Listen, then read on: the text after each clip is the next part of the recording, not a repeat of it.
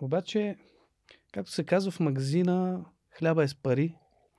И за да се самоиздържа един подкаст, в началото е много лесно, както кажеш, семпл. Минимално оборудване, фокус е върху гостите ти, върху това да имаш това постоянство, защото казват, трудно е да направиш първата крачка, но по-трудно е да продължиш. Нали, някой много умен го е казал, класик.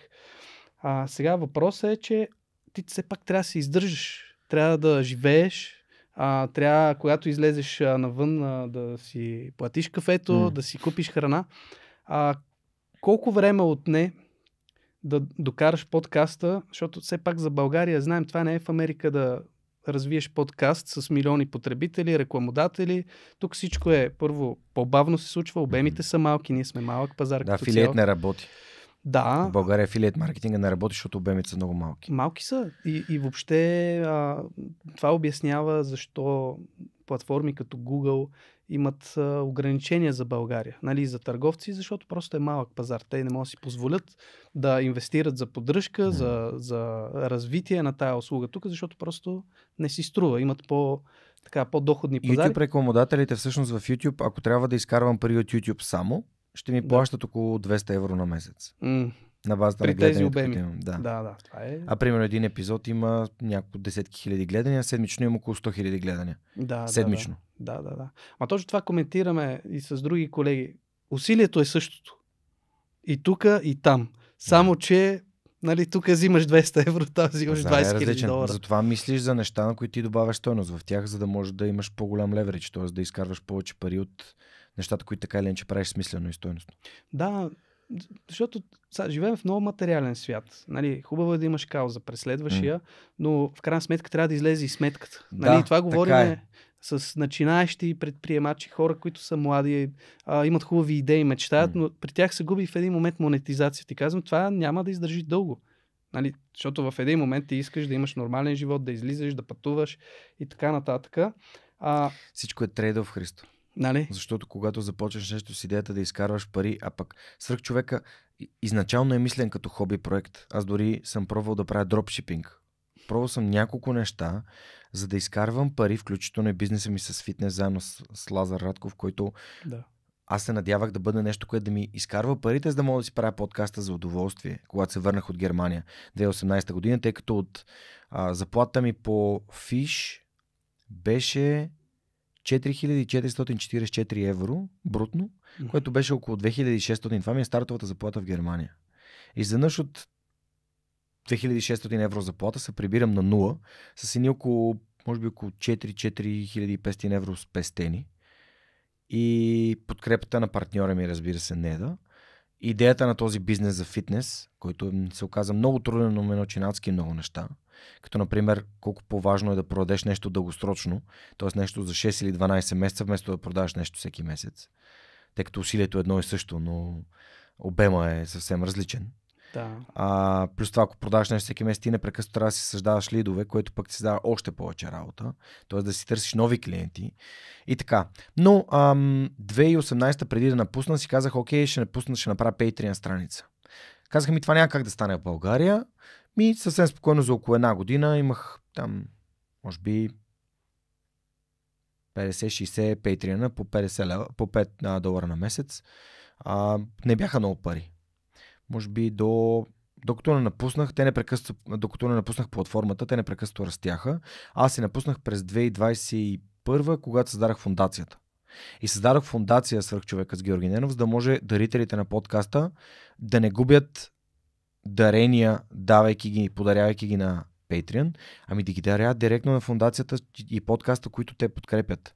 А тъй като Patreon казва, да, само 5% ще ти вземем, да, това е Patreon fee.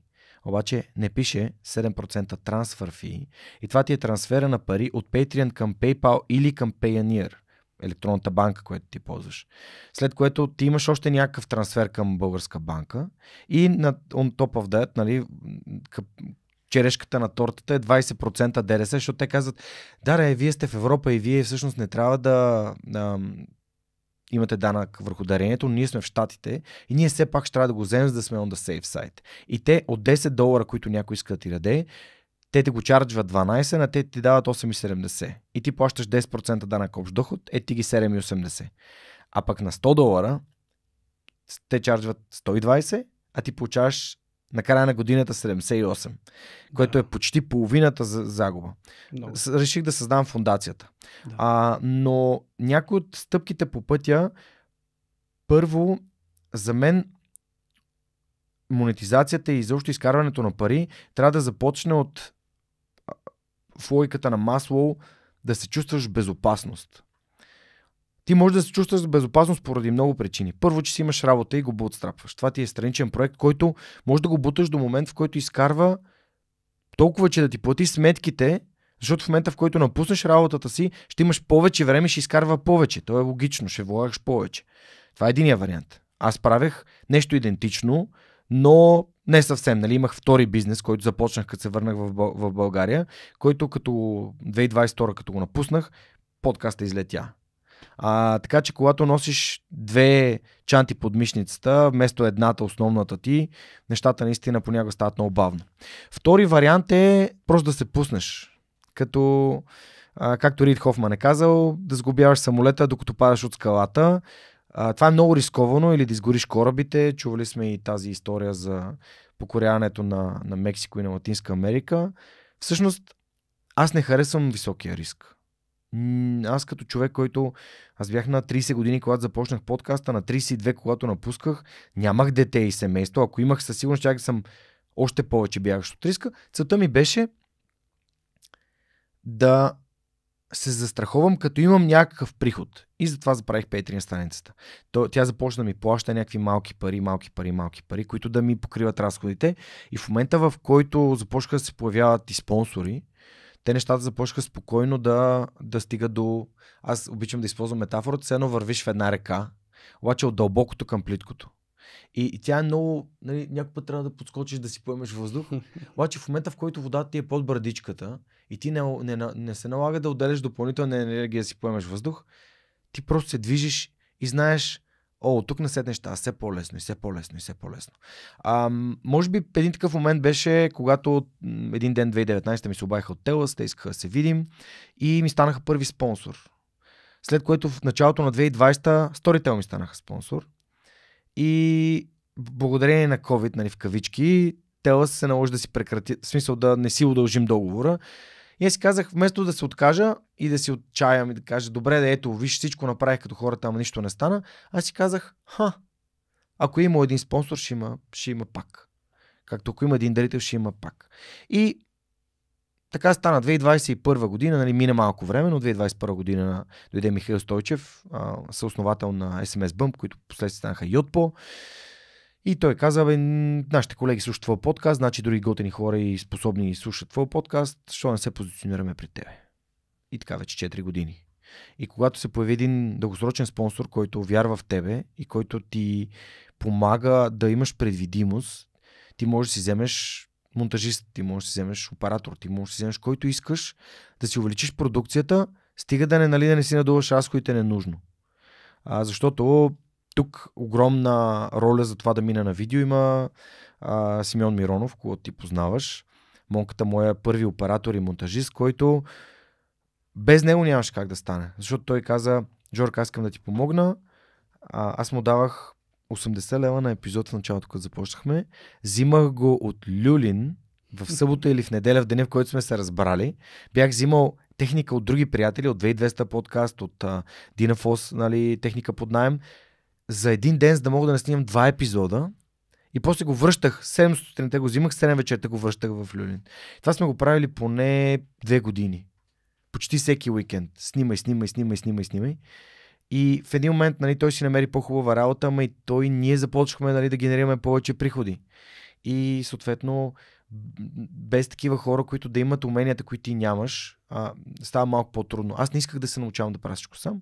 Вярвах, че има много по-способни хора от мен, които да правят нещата, в които просто не са ми интересни, не са ми любопитни и ги правя с нежелание. Те са ми неща, които не искам да се уча да ги правя. Защото други хора, правейки ги, много се кефят. И аз търся такива хора, с които да работя, които да вярват в мисията на свръхчовека, да променя живота на хората към по-добро с съдържанието, което им което създава. И така, прогресивно, постепенно, то не е от един ден, но 2021-2022 вече започна това да генерира наистина приходи. След това се появиха други интересни неща. Почнах да получавам покани да водя лекции. Това започна да трупа ресурси върху подкаста, тъй като нали, това ми позволи да си увелича моята заплата и да се чувствам като нормален човек. Да си кандидатствам за ипотека за жилище, нали, някакви такива неща. Дъщеря ми се роди. Но ултимативната ми мрежа, дори спомням си един конкретен разговор с един от най-добрите ми приятели, отивахме на море в Гърция и бяхме с нашите партньори в колата пътувахме. Той каза, добре бе, Гошка, защо напускаш Lufthansa Technik? Това е компания мечта за толкова много хора. И то от Хамбург се прибираш, там живееш, работиш, нали? Искам, Ники, ако не опитам сега, ще съжалявам цял живот. А и кое е най-лошото, което може да се случи? Ето аз съм интервюирал примерно 150 от най-интересните успешни хора в България. Ако утре нямам работа или това не работи или не може да ми изкарва приходи, какво ми пречи аз да изпратя един имейл до всички тези 150 човека, да ги попитам дали имат работа за мен, тъй като те са прекарали часове наред говорейки с мен и съответно колко от тях ще ми дадат оферта за работа? Какъв е песимистичният вариант? 10%, 15 човека, 5%, 7%, 3%. Кой е последния път, когато си получава 3 предложения на куп и колко е под и дори най-песимистичната прогноза. Така че всъщност аз нямам загубене.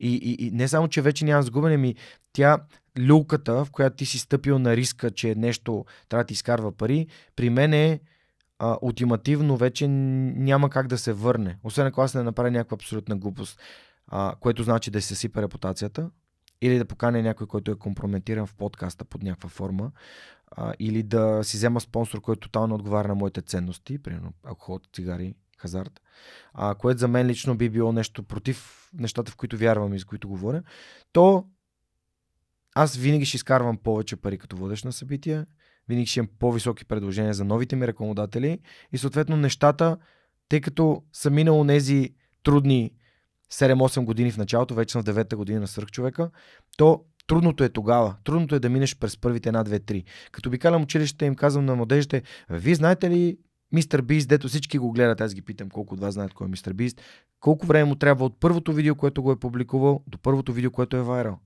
И те нямат отговор на това въпрос. Те не знаят. Ма това са 7 години.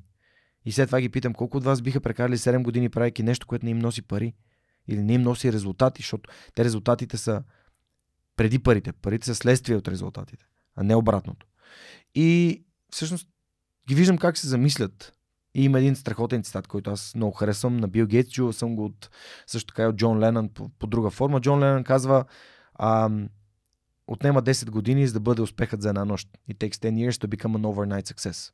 А пък Бил Гейтс казва, повечето хора надценяват това, което могат да постигнат за една година и подценяват това, което могат да постигнат за 10. Така че трябва да има някакъв баланс, защото да, хляба е с пари, но няма как да изкарваш много пари и да успяваш бързо. Сигурно има как, аз не съм намерил този начин, то не съответства на нещата, които търся. За мен лично е важно да си наясно, че всяко нещо има своята цена, което ти трябва да платиш, защото иначе уроците няма да бъдат осъзнати и ще повтаряш едни и същи грешки.